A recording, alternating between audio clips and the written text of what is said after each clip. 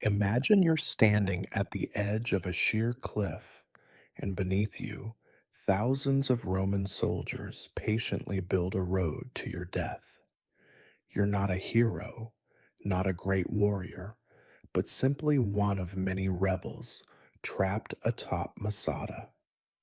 The sun burns mercilessly, sand crunches between your teeth, and hope has long since turned into a cynical joke. You expected glory, but got only the slow, torturous reality of a siege, where suicide seems to be the only escape.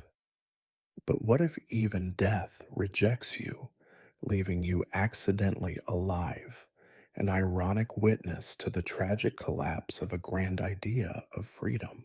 But before we begin, make sure to like this video and subscribe to the channel, and let me know in the comments which city you're watching from and what time it is right now. It's always fascinating to see who has joined us. Now, get comfortable. We're about to begin. You wake up to sand, endless sand. Sand in your hair, sand in your mouth, sand in places you had forgotten existed. With great reluctance, you sit up and glance around, wishing you could somehow blame your discomfort on the oppressive Romans. But right now, it's just you, the sand, and the merciless sun. This is Masada, a majestic and supposedly impregnable fortress atop a desolate plateau overlooking the Dead Sea. Majestic, yes, but it seems considerably less heroic when you're actually living on it. You rub your aching back and remember how you ended up here in the first place. It had seemed like such a noble and glorious idea at the time. A rebellion against the Roman Empire sounded like the sort of heroic undertaking poets would immortalize in verse.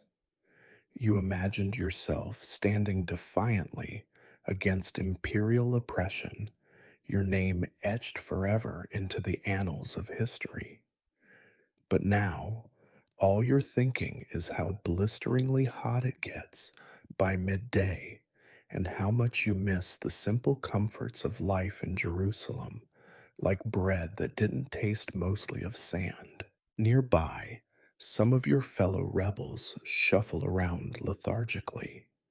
Most seem just as enthusiastic about this uprising as you currently feel. At first, the speeches had been exhilarating. Your leader, Eleazar ben Yair, could fire up a crowd better than anyone. He'd talked of freedom, faith, and fighting for the honor of Judea.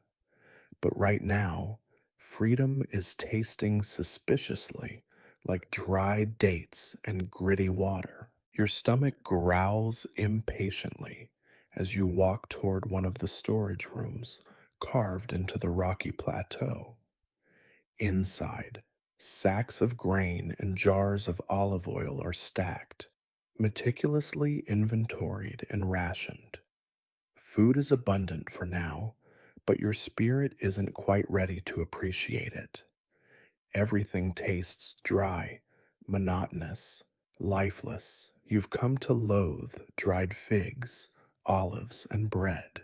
Yet, that is exactly what's served every single day.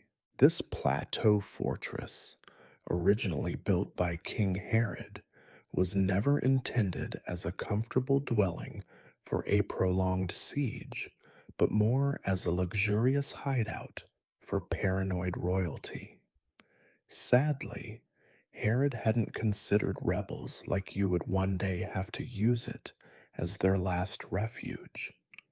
There's irony in that, something you suspect Herod would have appreciated.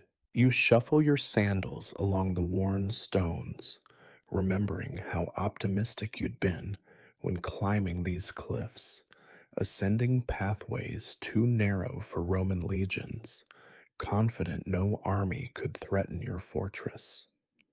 But after weeks of isolation, reality has started to sink in. Isolation doesn't just keep your enemies out, it traps you in. Still, there are moments that justify your foolish optimism. At sunset, the sky explodes into orange, purple, and gold, casting shadows over the distant waters of the Dead Sea. For a few minutes, Masada feels beautiful, even magical. And yet, even then, your cynical side reminds you it's just another evening spent hiding from the greatest military force in the known world. One particularly insufferable morning, you watch the sun rise miserably, shielding your eyes from the glare. You wonder if perhaps joining this rebellion was the result of too much youthful enthusiasm and too little foresight. You had imagined your rebellion as swift, decisive, and triumphant. Instead, you are spending your days watching vultures circle above, patiently waiting for their next meal. One of your fellow rebels, Judah, walks over and settles down beside you. Judah always manages to look cheerful, which makes him annoyingly popular among the others. Beautiful morning, Judah remarks, smiling broadly. You say that every morning, you reply bitterly. But every morning, we're still trapped here. Better trapped up here than trapped down there. Judah points to the barren lands below. At least here, we choose our own fate. You roll your eyes, trying not to appreciate Judah's optimism. Our fate seems limited mostly to figs and olives. I miss meat. Meat is overrated, Judah shrugs, though you know he's lying through his teeth. Besides, think of the Romans. They're camped down there, suffering under the sun, too. You raise an eyebrow skeptically. Except they're probably better fed, better supplied, and planning our eventual destruction. Judah laughs awkwardly, scratching his beard. Always so gloomy. You'd think the desert itself hated you. It probably does, you mutter. You lean back against a dusty wall, feeling it warm against your already overheated skin. I imagined this would be more heroic. Judah nods sympathetically. That's the problem with heroism. It never feels heroic while it's happening. Mostly, it just feels like being thirsty and tired. You sigh deeply, feeling even gloomier at the truth in Judah's words. If this is heroism, maybe we misunderstood the point. Maybe, Judah agrees, smiling as cheerfully as ever. Or maybe we're exactly where we're supposed to be. He walks away, leaving you alone with your thoughts. You stare out across the vast expanse, imagining the Roman legions slowly gathering their strength. Soon they will come, testing the limits of your resolve. Soon the speeches and the rationing and the heroic poses will mean nothing. You have the unsettling feeling you'll soon discover that the Romans, unlike you, have endless patience and perhaps a better relationship with the desert. Another day crawls by. Evening approaches, and you sit quietly with others around a small fire, chewing the same bitter bread you've come to dread. Eleazar stands before you again, launching into yet another inspiring speech. You find yourself admiring his persistence. There's something almost endearing in how he ignores the growing gloom among his men. He speaks eloquently of courage, defiance, and endurance, and for a brief moment, you almost forget your cynicism. But when he finishes, the desert silence returns, louder than before. No applause this time, just nods and murmurs. You realize that everyone around you is tired, tired of speeches, tired of sand, tired of endless waiting. And despite yourself, you begin to miss Jerusalem's noisy markets, crowded streets, and even the Romans who made life miserable there. At least in Jerusalem, life had felt real and full of possibilities, even in its misery. Lying down again beneath the stars, you reflect bitterly that perhaps the poets who write about heroic rebellions never actually lived through them.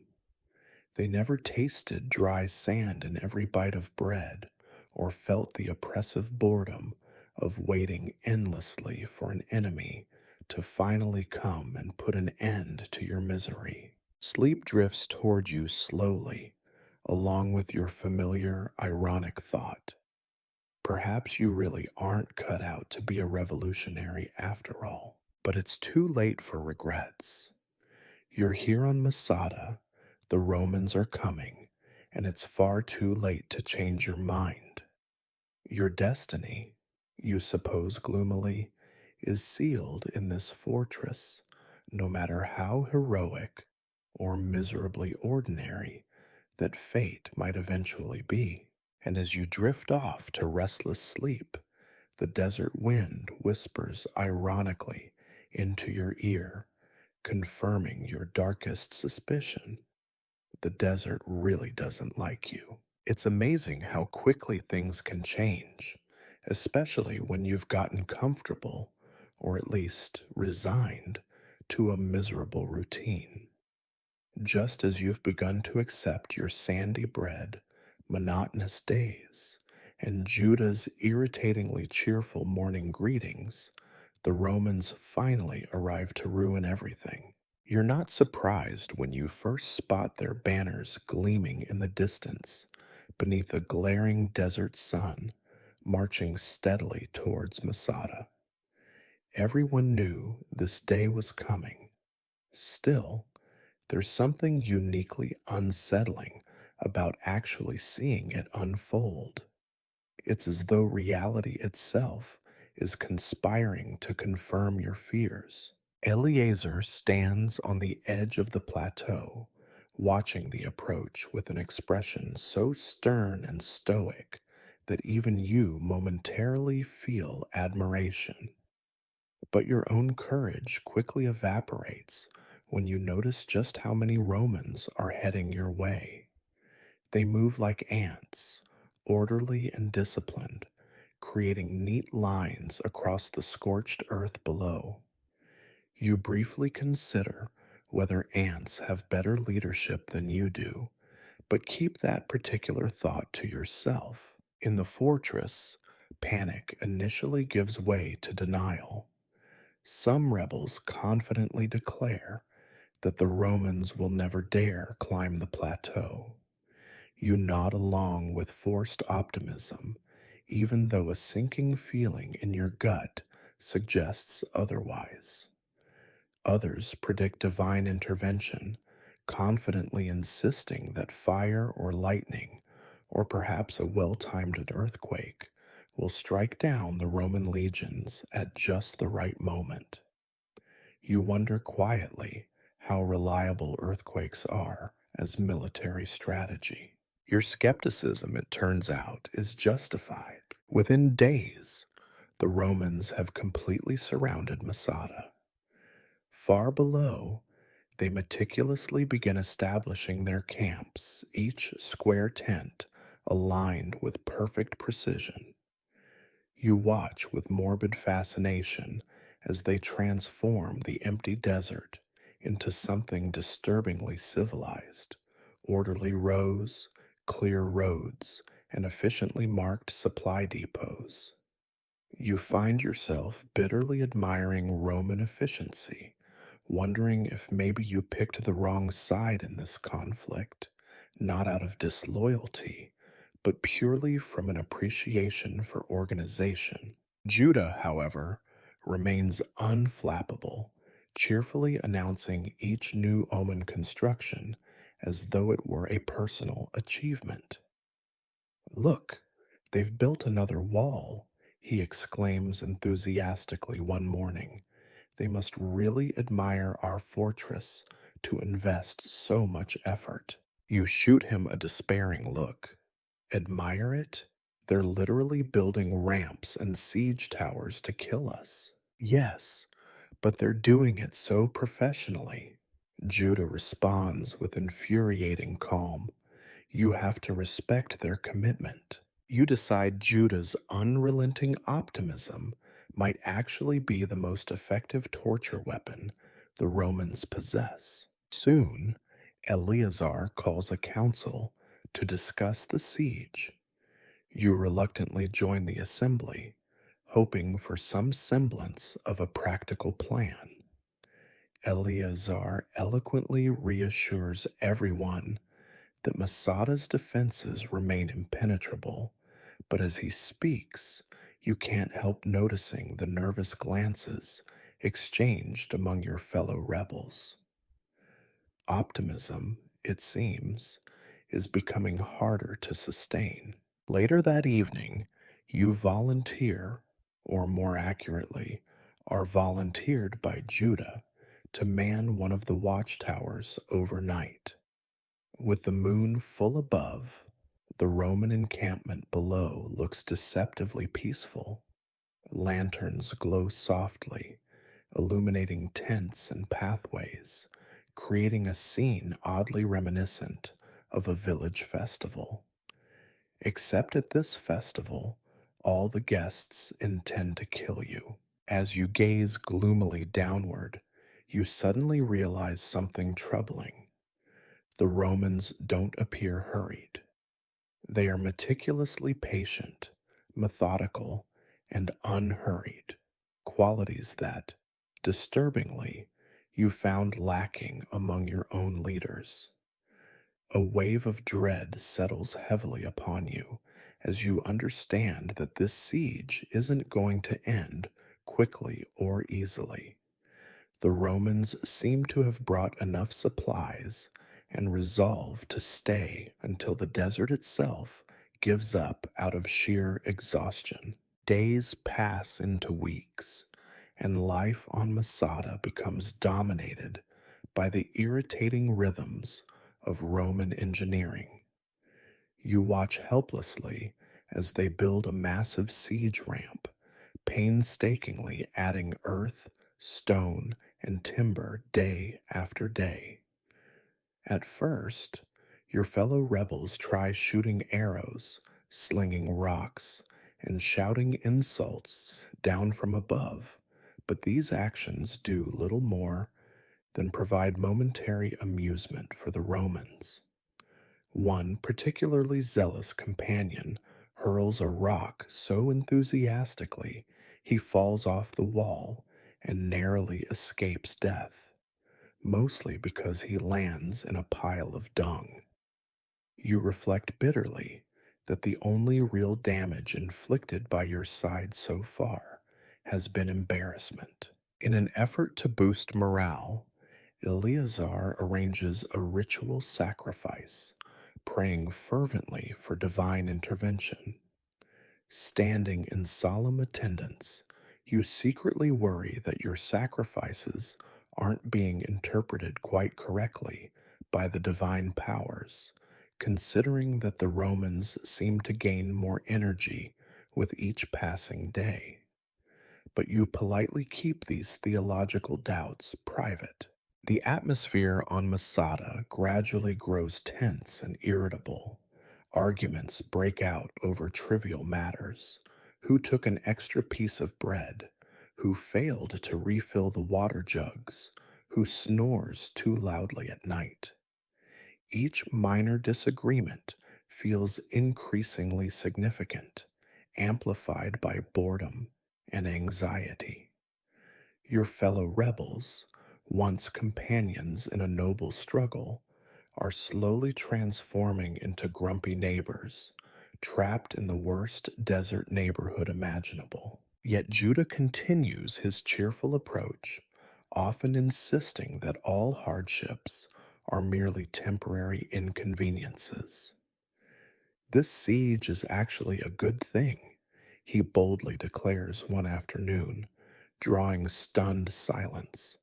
It's bringing us all closer together. You stare at Judah, incredulous. If by closer together you mean that now we all equally despise each other, then yes, it's definitely working. Judah merely smiles patiently, leaving you convinced he's either dangerously deluded or secretly in league with Rome. One restless night, you lie awake beneath a canopy of stars, contemplating your predicament. When you joined this rebellion, you envisioned glory, liberation, and noble sacrifice. Instead, you've become trapped atop a barren rock, arguing over figs and lamenting your lack of success as a rebel. Worst of all, you are starting to feel genuine envy towards the Romans. They have food, water, patience, and, judging by their unwavering determination, probably some very good motivational speeches too.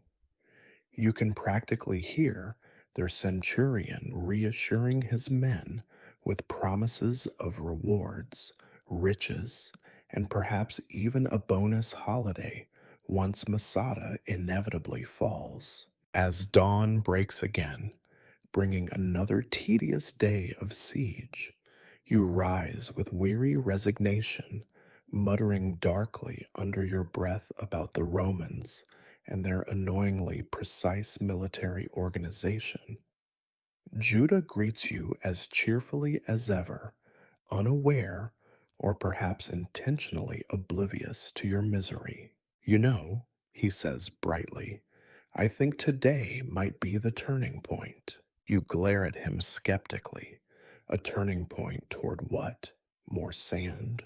More Romans? Judah smiles knowingly. Exactly. You shake your head in weary disbelief, accepting that your rebellion has reached a new low, relying on ironic optimism to maintain your spirits. But deep down, beneath layers of cynicism and despair, you find yourself quietly grateful for Judah's absurd optimism, because the alternative, fully acknowledging how badly things are going, is simply too depressing to face directly. And so, as the siege continues, you settle into a gloomy acceptance, knowing the famines are determinedly building your doom, one careful stone at a time. As the weeks crawl by like lethargic desert insects, you begin to realize something profoundly disturbing. The Romans aren't in a hurry. You had initially hoped they might tire of the relentless heat, sandstorms, and tedium that make Masada such a uniquely miserable place. But it turns out Roman soldiers have an annoying tolerance for discomfort and an unsettling capacity for patience. From your position on the plateau, you watch with grim resignation as Roman activity continues below. Every day is a repetitive ritual. They construct their siege ramp, moving piles of sand and stones with aggravating efficiency, steadily raising the massive slope toward your fortress walls. Occasionally, they pause to rest or shield themselves from the scorching sun, but always return with renewed vigor, leaving you more convinced than ever of their dedication and your own growing inadequacy. Your fellow rebels, meanwhile, respond in a variety of increasingly depressing ways. Eleazar, your leader, is steadfast as ever, maintaining a stoic facade even as he surely senses morale dwindling. He continues his regular inspirational speeches, earnest, heartfelt, and increasingly disconnected from the daily misery of his men. Others cope less gracefully. Arguments erupt frequently over trivial issues. Someone steals extra water, accusations fly about food hoarding, and an intense debate erupts over whose turn it is to shovel camel dung, a thankless task everyone passionately believes is beneath them. Petty grievances suddenly feel Legom death important, mostly because nobody wants to admit the true source of their frustration, the endless waiting. Even Judah, the perpetual optimist, has begun to show subtle signs of fatigue. He still wakes cheerfully, greeting each sunrise as if nothing could possibly be wrong. But lately, you've caught him occasionally gazing blankly toward the horizon, his usually bright eyes clouded by worry. When even Judas struggles, you know things must be truly dire. One afternoon, you sit beneath a makeshift shelter, fanning yourself uselessly as you watch Roman soldiers labor below. They methodically construct siege engines, huge wooden towers designed specifically to assault your walls. The siege ramp is almost complete, and soon these towers will roll forward, bringing Romans directly to your doorstep. You find yourself absurdly impressed by their craftsmanship, though it hardly brings comfort. Judah settles down beside you, smiling thinly. Quite the engineering marvel, isn't it? He remarks sarcastically. Impressive, you reply dryly. It's comforting to know we're about to be destroyed by professionals.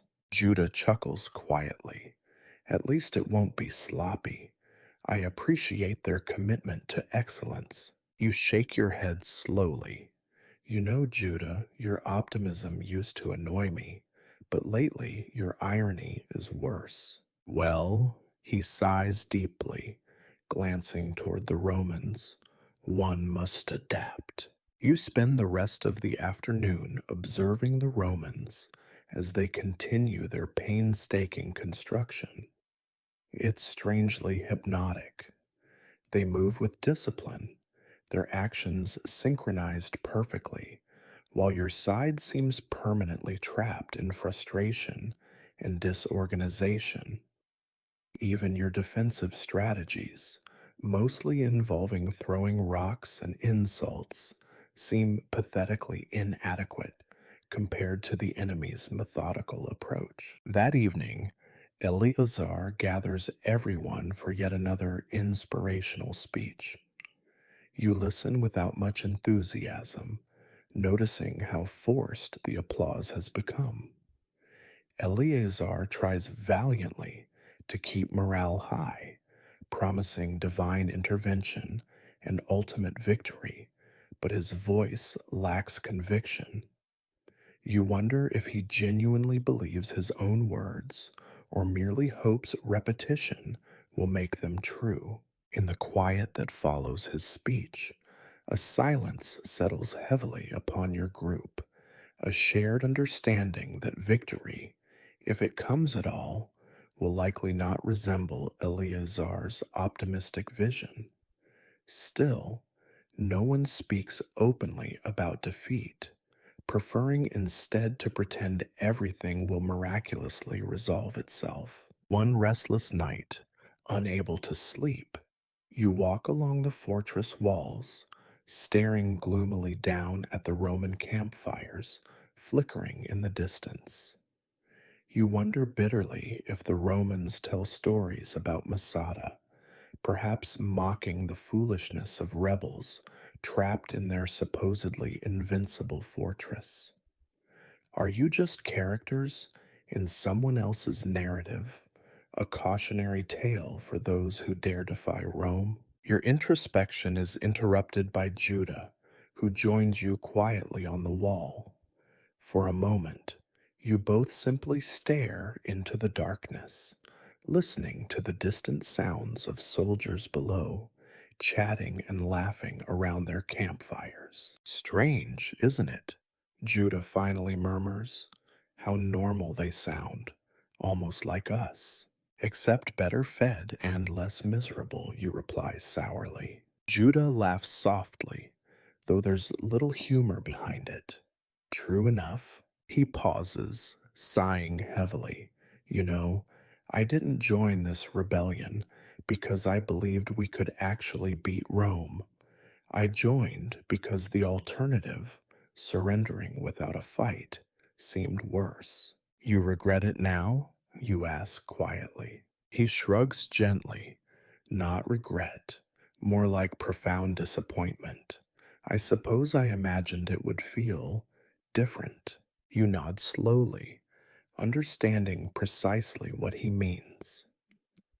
There's something brutally disillusioning about seeing your grand rebellion reduced to waiting helplessly while the Romans systematically destroy your defenses.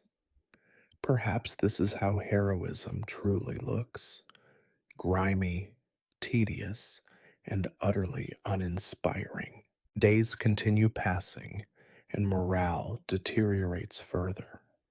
Each morning, the Romans advance slightly higher on their siege ramp, inching ever closer. Food supplies dwindle, water rations grow smaller, and petty arguments escalate into shouting matches. You find yourself wishing desperately for something, anything, to break the oppressive monotony. Your wish is unexpectedly granted one sweltering afternoon when a violent sandstorm sweeps suddenly across the plateau. The sky darkens ominously, sand whips viciously around you, and visibility vanishes completely. Rebels rush for cover, shouting in panic as the fortress walls disappear behind swirling clouds of dust. For a brief moment, you dare to hope. Perhaps this storm is divine intervention, finally striking down the Romans. But when the dust settles, the Romans are still there, patiently rebuilding what little the storm destroyed. Divine intervention, it seems, is more ironic than helpful. After the storm, you sit exhausted and defeated beside Judah, who grimly surveys the damage. I suppose I was too optimistic again, he mutters. Welcome to reality, you respond wearily. It's terrible here, but you get used to it. Judah smiles faintly, nodding thoughtfully. Perhaps we've misunderstood what victory really means. Survival would be nice, you remark dryly. He chuckles softly. At this point, even a quick defeat feels preferable. You both lapse into silence again, staring blankly toward the horizon. You realize, with heavy resignation, that perhaps true heroism lies not in grand battles or glorious victories, but simply in enduring relentless, soul crushing boredom without completely losing your sanity. As the Romans continue their slow, meticulous assault, you find strange comfort in embracing your bleak new perspective. Perhaps, after all, heroism isn't heroic, just grimly persistent, quietly ironic, and eternally disappointed.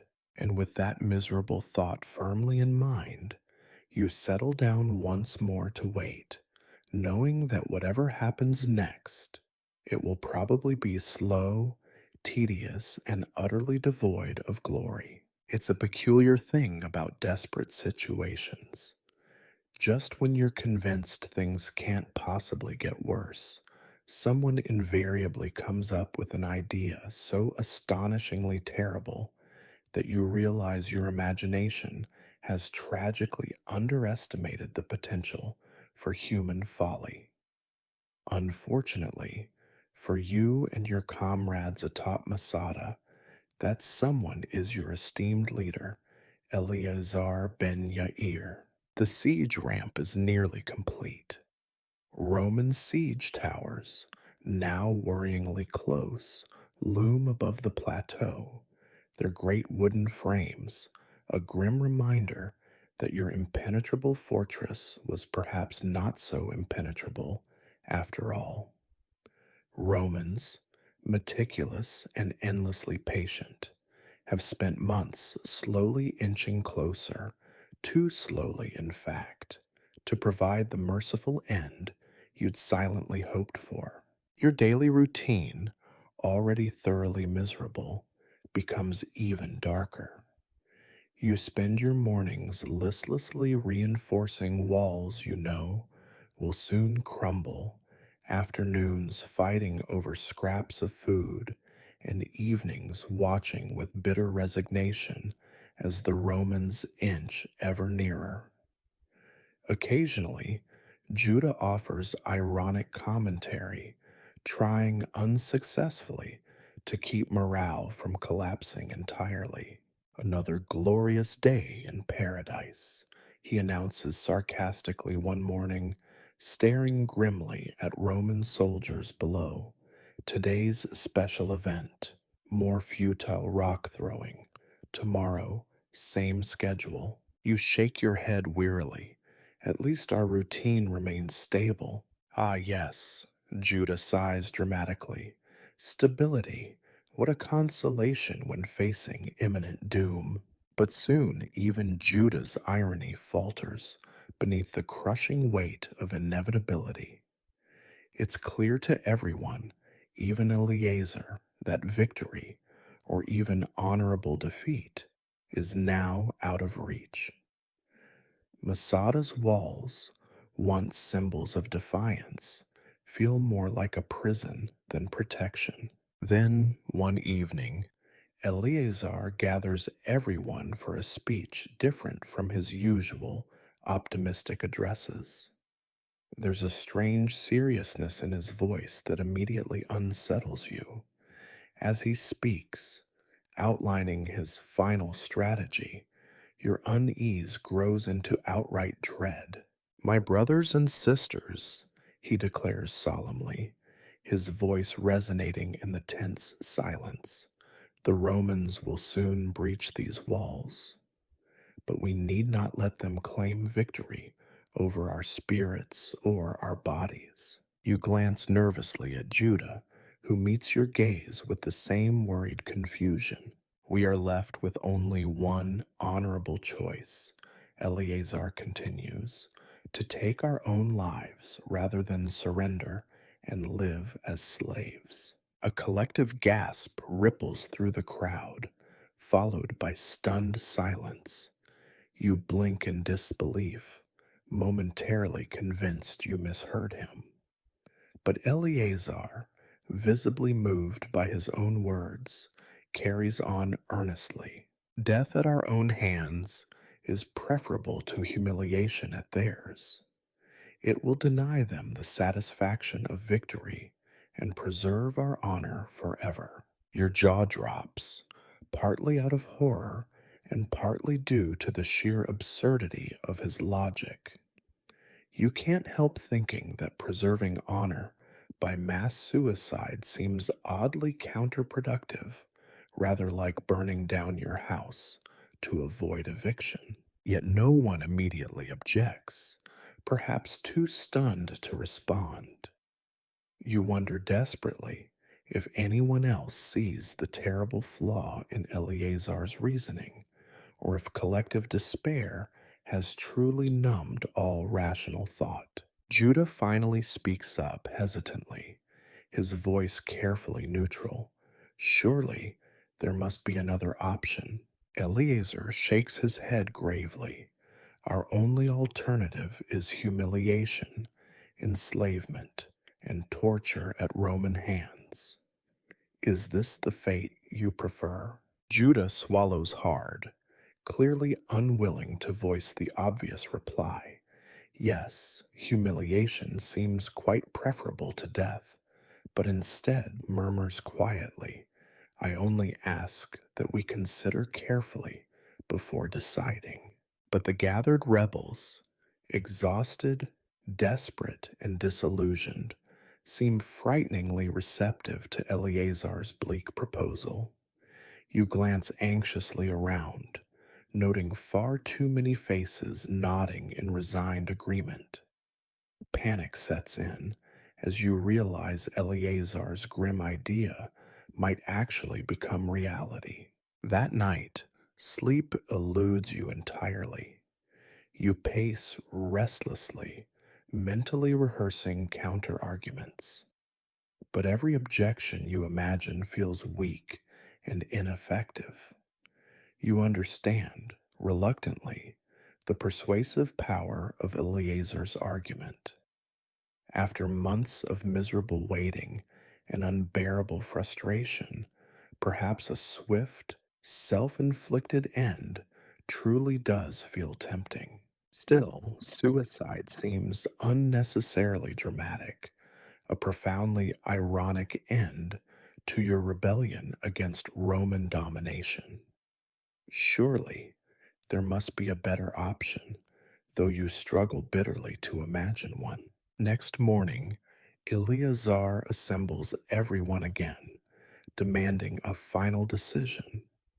The air is thick with tension, fear, and unspoken disagreement. He calls for voices in favor, and to your profound horror, nearly everyone raises their hands, including Judah, whose gaze avoids yours in shame. Then Eleazar calls for opposition. You hesitate, feeling eyes suddenly upon you. You sense the judgment, the silent challenge. Finally, unwilling to surrender completely to madness, you lift your hand defiantly. I refuse, you say firmly, voice shaking despite your best efforts. Suicide is no solution. Eleazar studies you coldly, disappointment etched on his weary face. Then what alternative do you propose? You swallow nervously, feeling the weight of everyone's gaze. Negotiation, surrender even. Surely Romans are not monsters. Perhaps mercy can be found. A murmur runs through the crowd. Judah looks at you sympathetically, silently pleading you to stop before you make things worse. Eleazar shakes his head slowly. The Romans know no mercy. Surrender means slavery, humiliation, and worse. And death doesn't. You counter desperately. At least slavery offers the possibility of escape, of life. Choosing death offers nothing. Better death with dignity than life without freedom. Eleazar responds solemnly, earning approving nods from around the group. You stare at him incredulously, finally realizing the depth of your hopeless isolation. Your own companions have abandoned reason, surrendering completely to despair and pride. You feel utterly betrayed, even by Judah, whose eyes now avoid yours in shameful silence. The decision is made swiftly. Eleazar announces that preparations will begin immediately. Rebels disperse, solemn and silent, preparing themselves and their families for the final grim act. You sit alone, stunned into disbelief, grappling with your failure. Judah eventually sits beside you quietly, placing a gentle hand on your shoulder. I'm sorry, he whispers sadly. I didn't want this, but the alternative felt even worse. You glare at him bitterly. Is dying at our own hands really better than surrender? He shrugs helplessly. Maybe it's not about better, but about control. Perhaps choosing our fate, even death, feels less humiliating. You shake your head slowly, disgusted by his logic, but too drained to argue further. In the background, the fortress buzzes quietly with grim preparations, goodbyes whispered, final embraces exchanged, blades sharpened. You realize with sickening clarity that your rebellion has truly descended into madness. As night falls, you retreat to a corner of the fortress, unable to watch the horrifying preparations. You sit helplessly, staring blankly into the darkness, questioning every decision that brought you here. Your great rebellion, once a noble cause, has collapsed into a tragic, self inflicted farce.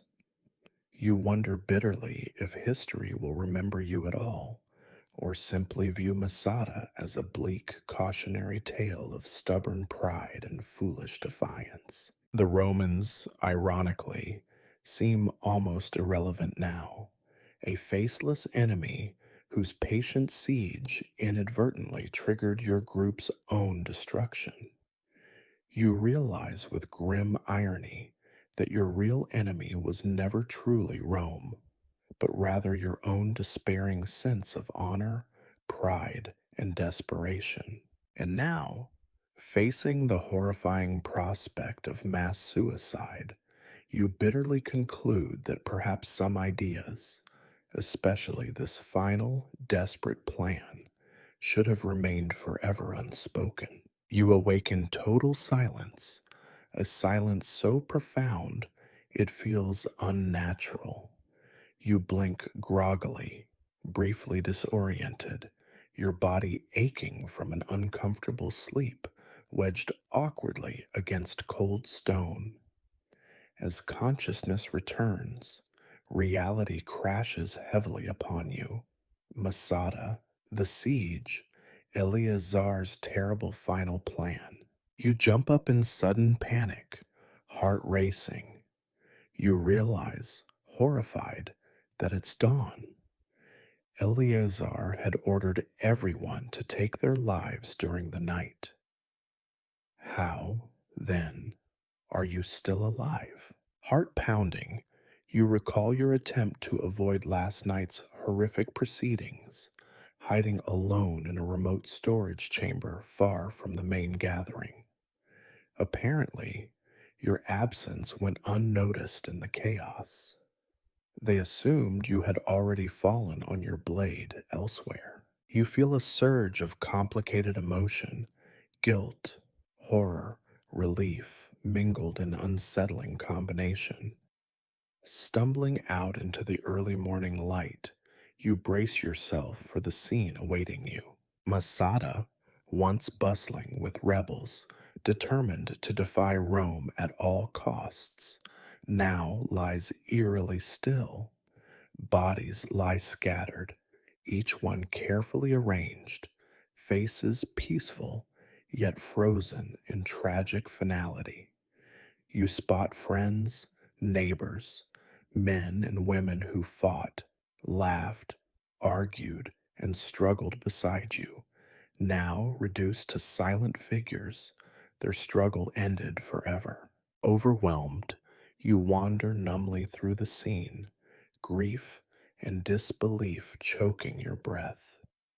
Judah lies slumped near the main courtyard, eyes closed, a faint, ironic smile lingering on his lips, as though amused by the cruel absurdity of it all. Kneeling beside him, you whisper hoarsely, "I wish you had listened. It didn't have to end like this." But Judah remains silent, his usual cheerfulness extinguished. Rising slowly, you gaze around, processing the incomprehensible scale of tragedy. How did defiance against Roman tyranny transform into collective suicide? How did heroic idealism devolve into this bleak tableau of despair? Your musings abruptly cease at distant, muffled sounds, shouts echoing faintly from below. Rushing to the fortress walls, you peer down in horror as Roman soldiers climb steadily toward Masada's gates, cautiously advancing up the now completed siege ramp. A sickening realization strikes. The Romans, having finally finished their slow, meticulous assault, will discover only silence and death. They expect battle, resistance, or at least surrender, but they'll find merely a silent fortress filled with lifeless bodies and one thoroughly confused survivor. You contemplate desperately whether to hide, resist, or flee, but quickly dismiss each option as equally futile. Resistance is impossible alone, escape even more absurd. You sigh heavily, surrendering to inevitability once more. Your fate, it seems, is inextricably linked to this place. Thus resigned, you wait quietly as Romans breach Masada's gates. Soldiers pour in cautiously, weapons drawn, expecting ambush or trickery. Gradually, their cautious advance shifts to bewildered curiosity, then shock as they discover the mass suicide. Soon, Roman soldiers gather solemnly around you, staring incredulously at the fortress's lone survivor. One steps forward, studying you skeptically. Are you the only one left alive? You nod silently, shame and exhaustion heavy upon you. The soldier seems genuinely baffled. Why are you still here? You smile bitterly, shaking your head. Believe me, I've been asking myself exactly the same question. The Romans, uncertain how to handle your unusual surrender, treat you with cautious respect mixed with suspicion. They escort you slowly from the fortress, glancing back repeatedly at the tragic spectacle of Masada, an entire community destroyed by its own desperate pride. In Roman custody, you begin the slow descent down the siege ramp, ironically marveling at Roman engineering even now. They built this ramp patiently, with relentless determination, and for what? Only to find their enemies already defeated by their own misguided honor. You feel vaguely embarrassed on behalf of both sides, as though history itself should blush at such absurdity. At the base of Masada, Roman soldiers cluster around their commanders, excitedly sharing the surreal tale of what they've discovered. You sit numbly, observing their fascinated curiosity mixed with subtle unease. They seem genuinely disturbed by the spectacle, troubled that their victory arrived without glory or combat. You overhear an officer mutter quietly, shaking his head. Madness, pure madness. Why couldn't they just surrender? You laugh softly to yourself, bitter irony bubbling painfully in your chest.